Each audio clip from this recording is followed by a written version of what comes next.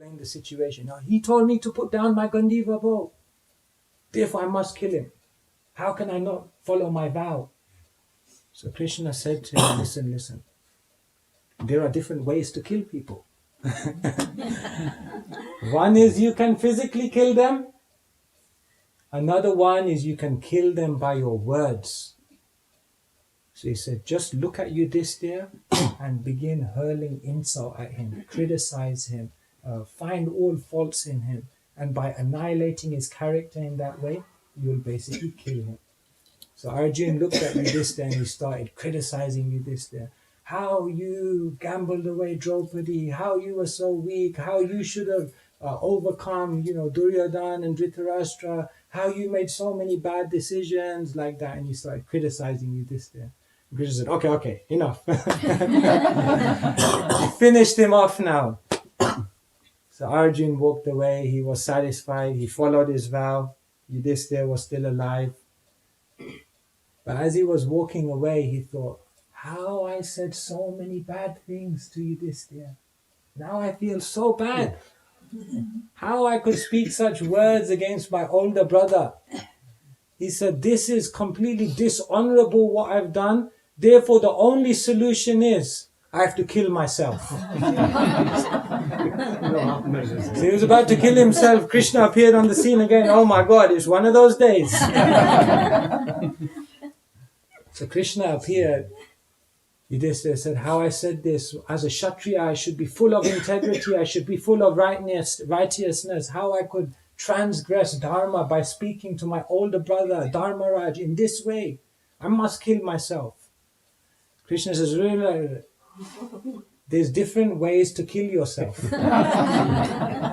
One way to kill yourself is to physically kill yourself, but another way you kill yourself is by praising yourself in public. So Arjun began praising himself, and I am the greatest, and no one can defeat me, and has anyone seen my archery skills? And like this, Krishna says, okay, that's it now. So it's an interesting teaching. If you criticize or find fault in someone else publicly, then basically you kill them. There's nothing worse, actually. And if you go around speaking your own glories, as they would say in the English language, blowing your own trumpet, then basically you kill yourself.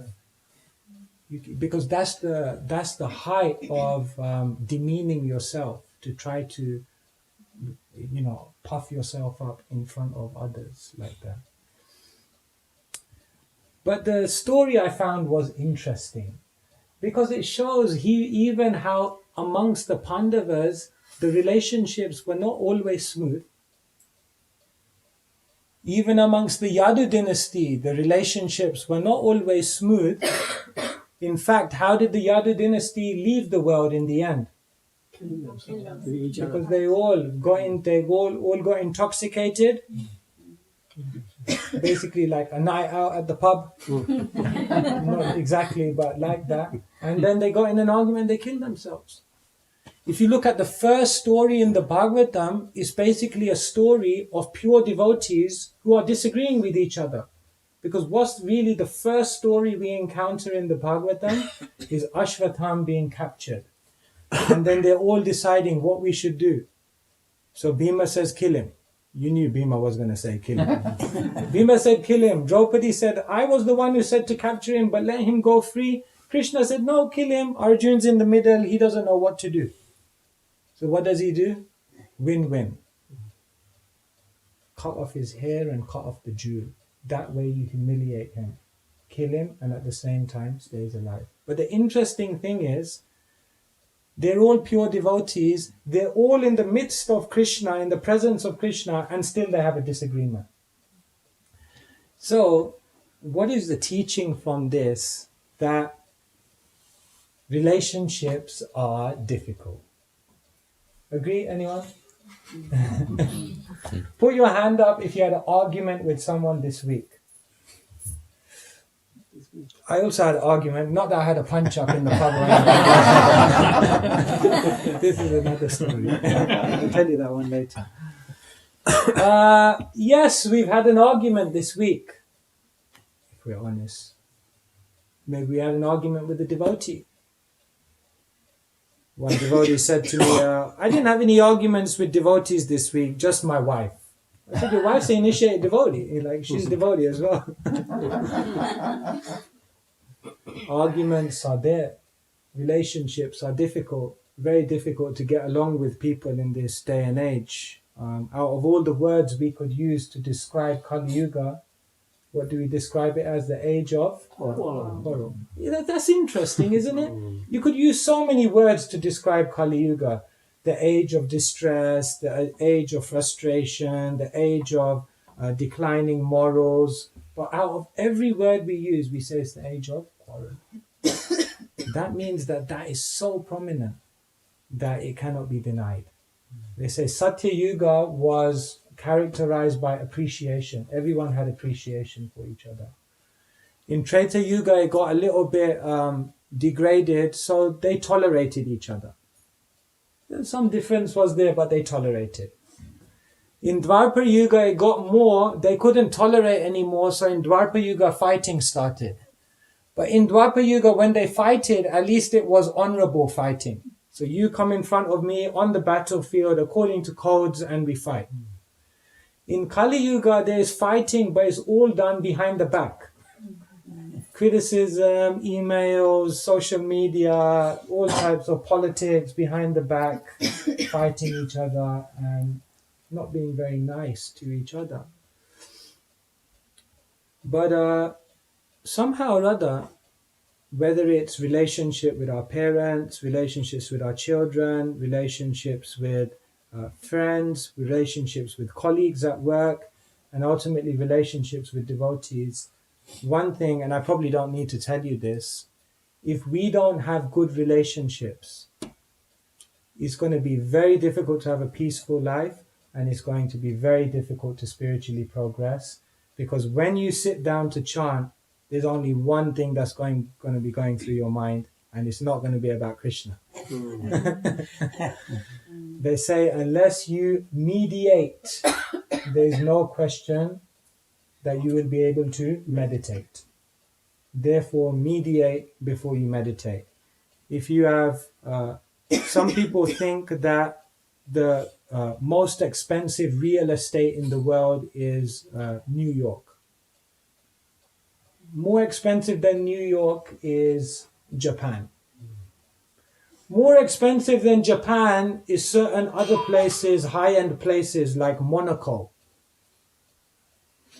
But there's one type of real estate that's more expensive than any of those. That's this real estate.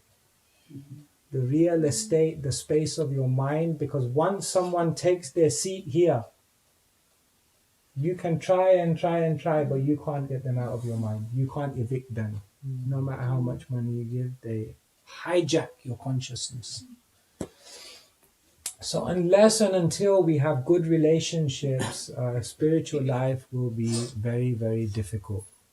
In fact, we're preparing to go back to the spiritual world to have wonderful relationships there, but we won't be able to enter that spiritual world of wonderful relationships until we're able to have those relationships here. So if we go into the temple and we look at someone like a devotee or something and we kind of walk the other way, or try to hide away or try to avoid or feel some anger in our minds, then there's still a little bit of work to do, because it means we're not in the right consciousness to go back to Krishna. So I'm just going to share a few things with you which might help us to have better relationships. And really I'm preaching to myself.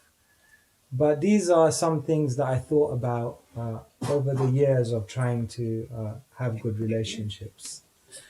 The first thing I think is very important if we want to have good relationships, and this stands for any relationship. The first thing is we have to be accepting. What I mean by that is sometimes we have a tendency to try to make people be like us or be like what we want them to be.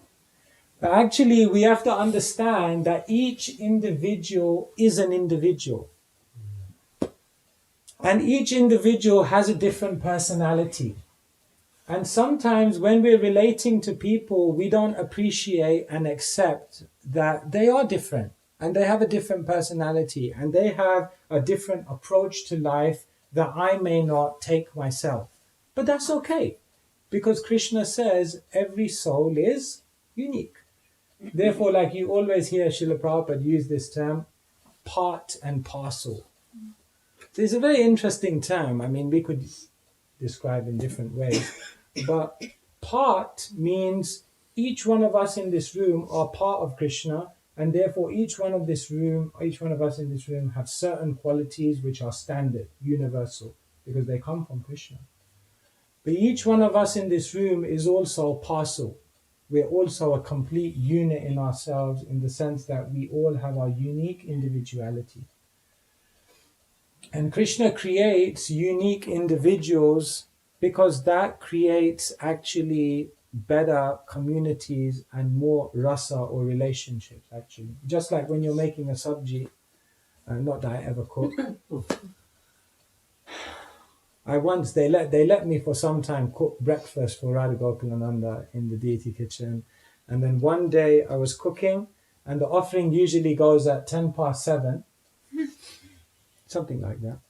And it was about 5 to 7, and one of the Matajis walked into the kitchen and looked at what I was cooking and just said, "Oh my God!" And